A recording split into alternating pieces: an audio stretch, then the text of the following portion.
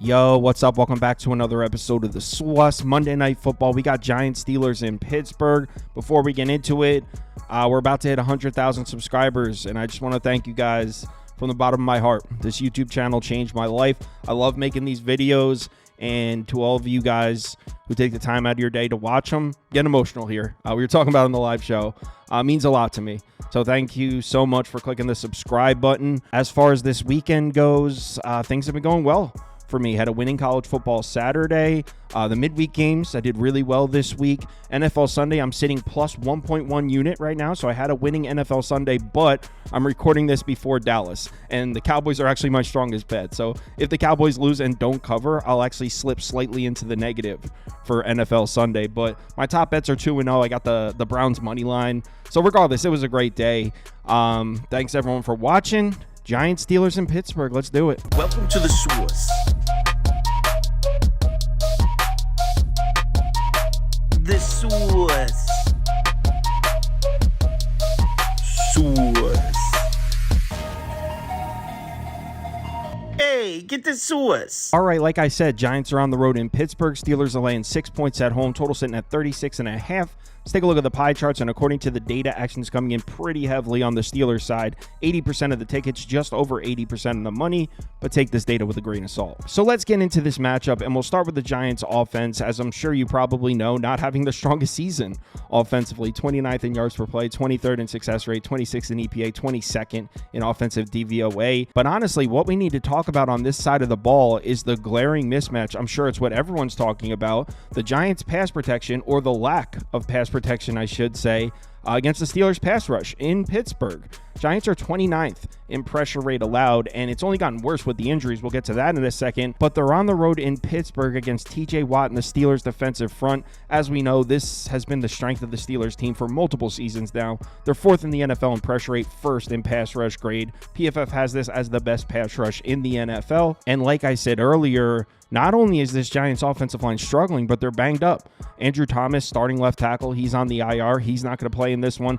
Also, they might be without their other tackle, Illuminor. I don't think he's practiced all week. He's listed as questionable, but he hasn't been practicing. They might be missing both starting offensive tackles in this game. In case you missed last week's game against Philadelphia, Daniel Jones was under duress, to put it delicately. This is coming from someone that had a Giants +3 ticket. I love the Giants +3 at home last year. Daniel Jones was getting crushed. He was pressured on 46.7% of his dropbacks last week, and Daniel Jones has not been handling pressure well this year. Just 4 yards per pass attempt, one pressure. That's 37th in the NFL. 59.9 passer rating. That's 28th in the NFL. So the Giants offensive line struggling in pass protection. They're on the road in Pittsburgh. Daniel Jones is struggling when pressured. That sounds like a nightmare, but hear me out.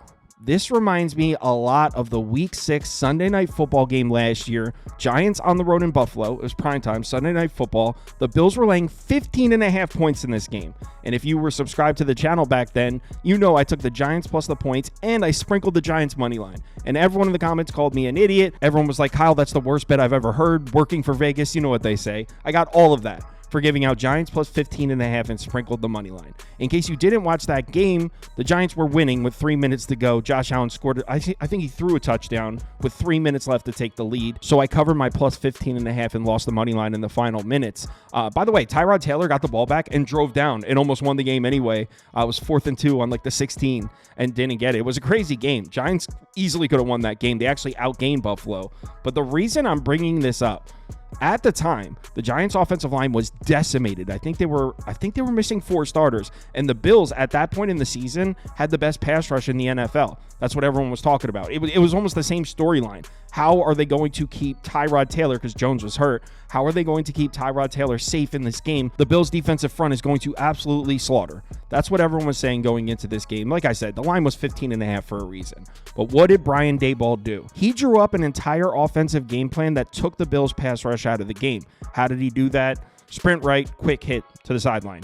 3-step drop, get it to the flats. Sprint left. We did not see Tyrod Taylor taking many 5-step drops, 7-step drops, standing in the pocket, delivering passes. We didn't see much of that. Brian Daboll took that out of the playbook. He did whatever he could to take the Buffalo Bills pass rush out of the game. And it worked. Like I said, the Giants almost won this game. They were winning with 3 minutes to go. You might be looking at the scoreboard saying, Kyle, the Giants only had 9 points. How did it work? Well, they won the time of possession battle. They outgained Buffalo. They were holding onto the football, consistently moving the chains, chewing the clock. They did exactly what Daboll wanted to do, keep Josh Allen on the sideline, keep the chains moving. It worked. They took the Bills pass rush out of this game. Now you might be thinking, all right, Kyle, that's cool and all, but who really cares about a Week 6 game from last year? How is that really relevant to this game against the Steelers? Well, here's the thing. We saw them do the same thing. On the road in Cleveland, it was Daniel Jones' best game of the season. On the road against the best pass rush in the NFL, Giants were catching a big number, and Daniel Jones was expected to be under duress all game. Same sort of situation. Daniel Jones played his best football game of the season. 24 of 34, 236 yards, 2 touchdowns, no picks, 109.4 passer rating. On the road in Cleveland, we just saw Lamar Jackson struggle in this stadium. I'm telling you, it's starting to look like Brian Daboll just knows how to coach in these games where he goes into it not expecting to have pass protection. He draws up a game plan knowing I'm not going to have pass protection in this game. We've seen him do it successfully before. Now, you could say, okay, then why didn't they draw up that kind of game plan against Philadelphia last week? I think last week might have been they got caught off guard. I don't think they truly expected the pass protection to be quite that bad. Also, Philadelphia emerging as an elite pass rush now. At the time, I mean, you rewind 2 weeks ago, we weren't really saying that about the Eagles. So entering last week's game, he might not have feared the Eagles pass rush like you would fear the Browns pass rush in Cleveland or the Steelers pass rush in Pittsburgh. Also, the division games are weird. There's a lot of mind games that goes in with the play calling because the coaches know each other so well. Regardless, here we are in the same situation again. Brian Daboll going on the road, primetime again. The Browns game wasn't primetime, but the Bills game last year was. So Brian Daboll going on the road against one of the best pass rushes in the NFL, and he doesn't have a pass protection. He does not have an offensive line he trusts. He's been in this situation before. He was able to work it out successfully in the past, so I think he's going to cook something up. Also, a little bit of a pattern forming here. Daniel Jones is a road warrior this year. Check these splits out. On the season, away from home, completing over 65% of his passes, 7 yards per attempt, 6 touchdowns, no picks, 106.7 passer rating. He's played excellent. His 3 best games have been on the road so far this year. His home games at MetLife, 60.4% completions, 5.4 yards per attempt, no touchdowns, 4 picks, 63.2 passer rating. He hasn't thrown a single touchdown pass at home yet. 4 picks. On the road, 6 touchdowns, no picks. Daniel Jones, road warrior. So don't be surprised if Brian Daboll comes into this one with a game plan that gets the ball out of Daniel Jones' hands fast as hell, takes the Steelers pass rush out of the game as much as he can. We've seen him do it before. So what sort of plays do we see in a game plan like that? A lot of short passes, which actually plays into the weakness of the Steelers defense if you go by DVOA ratings. Pass defense by depth, 15th against the deep pass, 13th against the intermediate pass, 22nd against the short pass. I mean, that's tongue-in-cheek, whatever. But the reason I brought this graphic up, look at Wan'Dale Robinson. He has 303 receiving yards on the season. Just 68 of those 303 yards have come on passes deeper than 10 yards. He does all of his damage, throws to the flat or the short pass. Tell me he's not the perfect weapon for what we're expecting to see from the Giants here. Not a prop guy, but I bet Wan'Dale Robinson over 32.5 receiving yards. I locked it in, posted in the Discord. Again, not a prop guy, but I took Wan'Dale Robinson's over because he does all of his damage via the short pass. That's what I expect to see a lot of in this game. So let's get into the coverage matchup for Daniel Jones in this one. Steelers run a decent amount of zone coverage, not a crazy amount. They're 9th in zone frequency, 73.3% of their defensive snaps in coverage are in zone. When they are in zone, it's normally cover 3, though. They're 2nd in cover 3 frequency, 46.6%. So when the Steelers are in zone coverage, it's usually more often than not going to be cover 3. The reason I'm bringing that up, Daniel Jones has some ugly looking numbers against zone coverage this year. 28th in passer rating, 29th in yards per attempt. But we just said when the Steelers are in zone coverage, it's more often than not going to be cover 3. He's actually not bad against cover 3. 14th in passer rating, 17th in yards per pass attempt. So maybe not that bad of a matchup here for Daniel Jones against the Steelers secondary. And by the way, let's not act like it's unfathomable for a quarterback to have success throwing the ball in the Steelers defense. They're actually not even that good against the pass. 20th in yards per pass attempt allowed, 20th in success rate per dropback, 14th in EPA, 12th in pass defense DVOA. In their last 4 games, they're allowing over 273 passing yards per game, 7.2 yards per pass attempt, 52.3% success rate per dropback. So the Steelers have actually been struggling to defend the pass recently. And if you look at the quarterbacks, Joe Flacco, Dak Prescott, Aiden O'Connell, Aaron Rodgers, I mean, not a great list of names, not a terrible list of names. The point is, when that Steelers pass rush doesn't get home, it gets home a lot. It's one of the best pass rushes in the NFL. But when it doesn't get home, the secondary hasn't been very good. Here's the thing, though. You cannot say the same about the Steelers' run defense. They've been good as hell against the run. Granted, Dallas, Colts are okay running the ball. Raiders, Jets, not the best rushing teams, but still, in those same last 4 games, they're allowing just 3.7 yards per carry as the team, under 89 rushing yards per game, 35.8% success rate per rush. So they've been excellent against the run. And I know you may look at the Giants' last 3 games and be like, hey, Kyle, the Giants have been running the ball. Okay, maybe a little bit. 4.6 yards per carry, over 124 rushing yards per game in their last 3. Just a 39% success rate per rush. And look at their opponents. Seattle, Cincinnati, Philadelphia. Not exactly good run defenses. None of those defenses are comparable to the Steelers. And the Giants run gap concept blocking schemes for the most part, 5th most in the NFL. They're actually pretty good at it. That plays into the strength of the Steelers defense. They're 3rd in yards per carry allowed, 4th in success rate per rush against gap concept blocking schemes. So I don't think Daniel Jones is going to have much run support in this game. But like I said, I do trust Brian Daboll to put together some kind of game plan that puts Daniel Jones in positions where he is able to make throws. The Steelers secondary hasn't been very good. It's all the pass rush. I think they're going to get the ball out of Daniel Jones' hands fast. I think the Giants will be able to move the ball sparingly. It's the Steelers' defense in Pittsburgh on Monday Night Football. Giants are not going to put up 30 points, but I do think they're going to be able to move the chains here and there. But what about on the other side of the ball? This is where it gets challenging. The Pittsburgh Steelers offense, now led by Russell Wilson. On the season, this is a slightly below average offensive unit, 22nd in yards per play, 20th in success rate, 14th in EPA, 19th in DVOA. The thing is with the Steelers offense, everything I just said about the Giants offensive line and how Daniel Jones is going to be imprisoned here with this Steelers pass rush, copy and paste all of it and apply it right here. The Steelers' offensive line is actually more injured than the Giants' offensive line is, and they've been every bit as bad in pass protection. 25th in pressure rate allowed, 25th in pass blocking grade, 22nd in adjusted sack rate. And in case you haven't heard, the Giants have one of the best pass rushes in the NFL.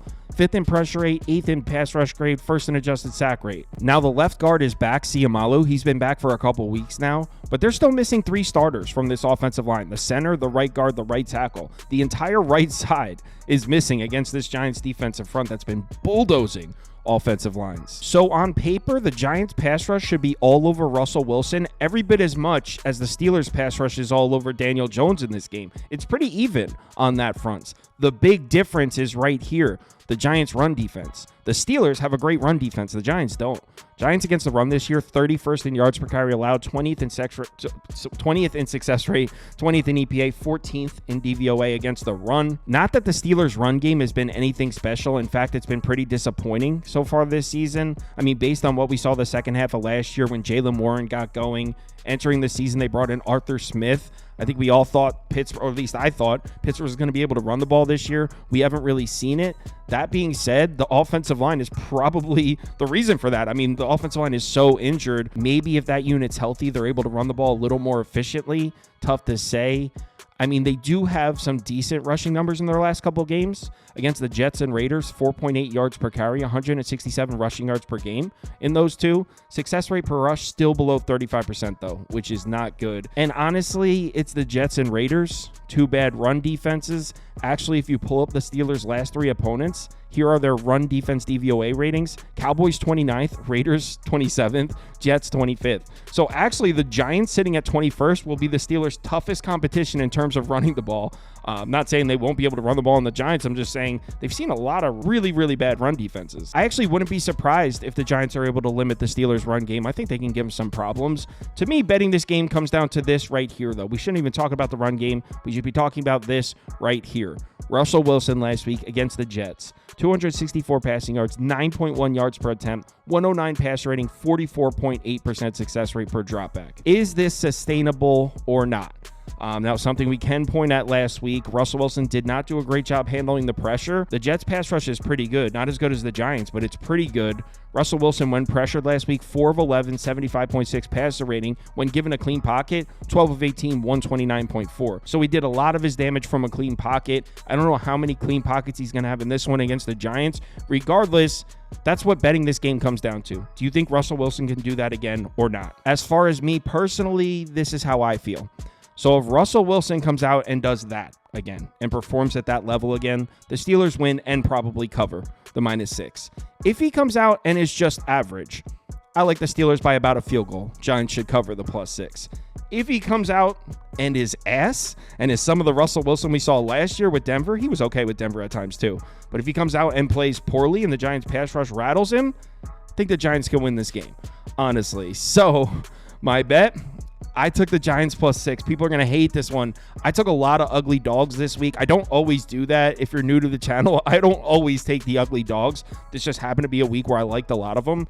Worked out for me too. But yeah, I like the Giants. I took the +6. I even sprinkled the money line. I'm willing to bet on Russell Wilson not doing that again. If he comes out average, I think I cover this. If the Giants pass rush gets to him, rattles him, I think I could win. Giants +6 with a money line sprinkle. Live show, 4 p.m. Eastern time. We'll go through this game. We'll go through the NBA slate. If you're able to make it, we'd love to see you in the comments. If you want to see all the bets I currently have open, head over to KyleKirms.com and click on Open Bets. You'll see all mine as well as everyone on the staff here. Let's finish off this week strong. It's been a good one. Please remember to bet responsibly. Talk to you in the Discord.